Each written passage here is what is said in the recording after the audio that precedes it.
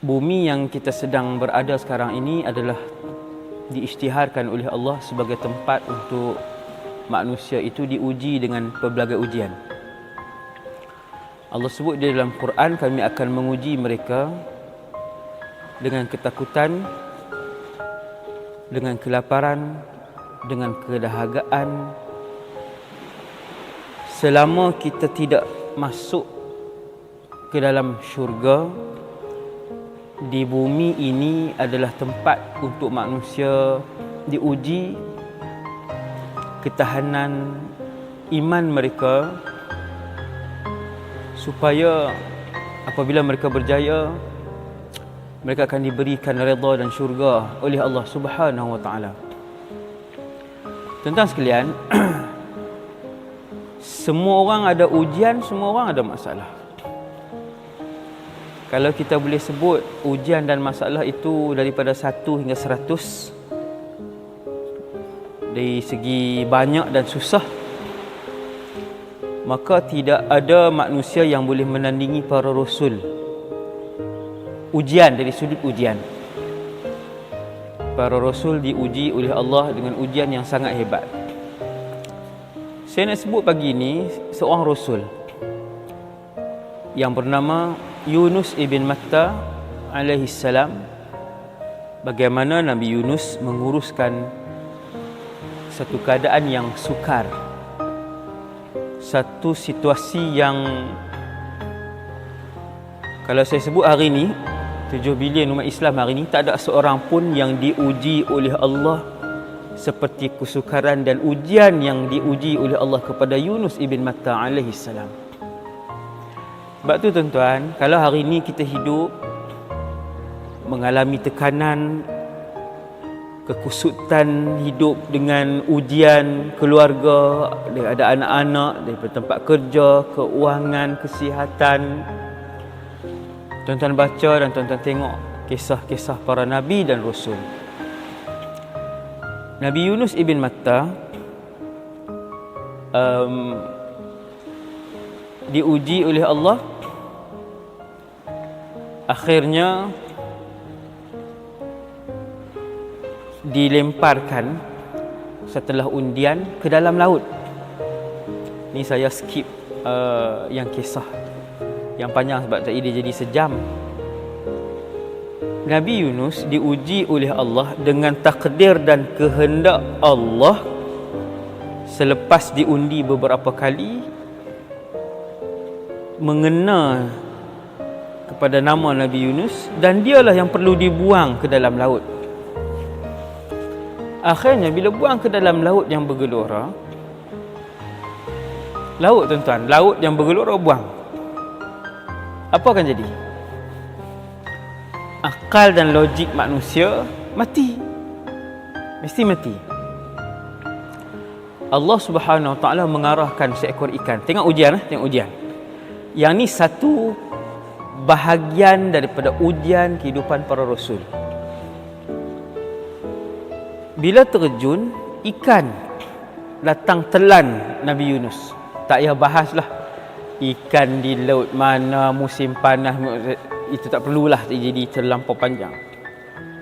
Ditelan oleh ikan itu, yang Allah Taala sebut Al-Hut, yang pastinya ia adalah ikan yang besar, menelan Nabi Yunus AS, dan Nabi Yunus boleh hidup di dalam itu. Bukanlah hidup dalam keadaan boleh berjalan-jalan ke sana kemari, duduk di setempat. Tiada makanan, gelap gelita, semakin hari semakin sakit. Berlalu hari pertama, berlalu hari kedua, berlalu hari yang ketiga. Allah ceritakan sedikit daripada keadaan suasana Nabi Yunus di dalam perut ikan, di tengah lautan samudera yang luas, ombak yang begitu bergelora. Ikan itu masuk ke dasar lautan, gelap perut ikan dan gelap dasar lautan.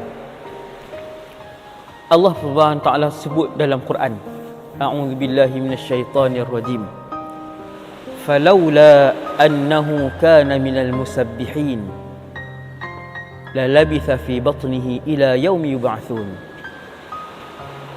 Kalaulah bukan kerana Yunus ini di kalangan orang yang banyak bertasbih, memuji dan bertaubat kepada Allah di dalam perut ikan tersebut, la labitha fi batnihi, nescaya Yunus ibn Matta akan kekal di dalam perut ikan itu sampailah hari kiamat. Beberapa pandangan daripada ulama sebut tentang tafsiran ayat ini. Yang pertamanya, Yunus ibn Matta adalah di kalangan hamba Allah yang banyak solat, yang banyak puji Allah, yang banyak berzikir ketika dia senang. Maka ketika Yunus ibn Matta alaihissalam susah, Allah Subhanahu wa taala menyelamatkan beliau. Dan pandangan kedua daripada mufassir tentang ayat ini ialah Yunus alaihissalam ketika berada di dalam perut ikan dalam situasi yang susah, keadaan yang tak menentu tuan-tuan, bila boleh keluar daripada perut tadi. Di mana ikan tu bawa Nabi Yunus? Berada dalam satu kawasan yang sempit dan gelap. Nak berdiri tak boleh, nak makan tak boleh. Semakin lama semakin sakit.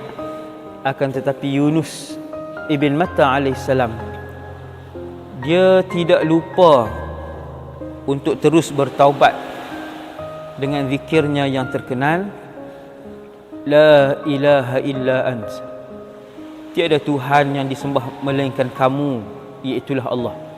Subhanak, maha sucimu ya Allah. Inni kuntu minadh zalimin, sesungguhnya aku di kalangan orang-orang yang bersalah ataupun zalim. Nabi Yunus yang pertama sekali menyebutkan syahadah, la ilaha illallah, kata para ulama. Kemudian Nabi Yunus puji Allah, subhanak, maha suci kamu wahai Allah. Elemen yang ketiga yang ada dalam zikir dan doa taubat munajat Nabi Yunus ini adalah subhanaka inni kuntu minadh zalimin, sesungguhnya aku ini bersalah. Sebut dan mengaku di hadapan Allah bahawa dia bersalah. Akhirnya Allah Subhanahu wa taala makbulkan doa daripada seorang hamba abdi.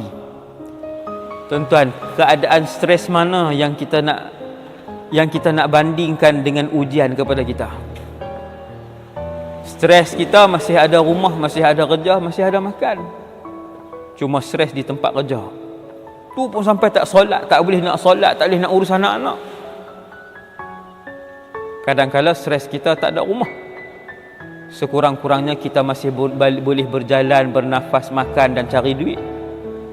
Yunus alaihissalam, Allah Ta'ala uji nak tunjuk kepada kita, saya dan kita semua, kesukaran ujian yang kami berikan kepada para rasul. Duduk di satu tempat yang sempit dan gelap, tak tahu ke mana ikan tu bawa Nabi Yunus alaihissalam, dan tidak tahu bila ikan itu akan memuntahkan dan mengeluarkan Nabi Yunus. Apakah akan dikeluarkan Yunus ibn Matta alaihissalam daripada perut ikan tu? Jadi keadaan ujian kepada Nabi Yunus itu menandingi seluruh ujian yang dihadapi oleh manusia yang 2020 hari ini. Jadi Nabi Yunus dah ajak kita, kalaupun berada pada satu tahap yang mana dengan logik akal manusia pasti mati, duduk dalam perut ikan di dasar lautan dalam keadaan yang gelap, berdiri pun tak boleh, makan pun tak boleh, solat pun tak boleh, segala-galanya sehingga kurus. Nabi Yunus pun begitu.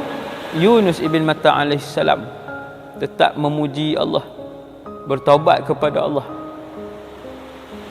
mengaku kepada Allah dosa yang dilakukan. Akhirnya diterima oleh Allah Subhanahu wa taala. Dosa, taubat, munajat, doa dan zikir yang dipanjatkan oleh Nabi Yunus ibn Matta alaihissalam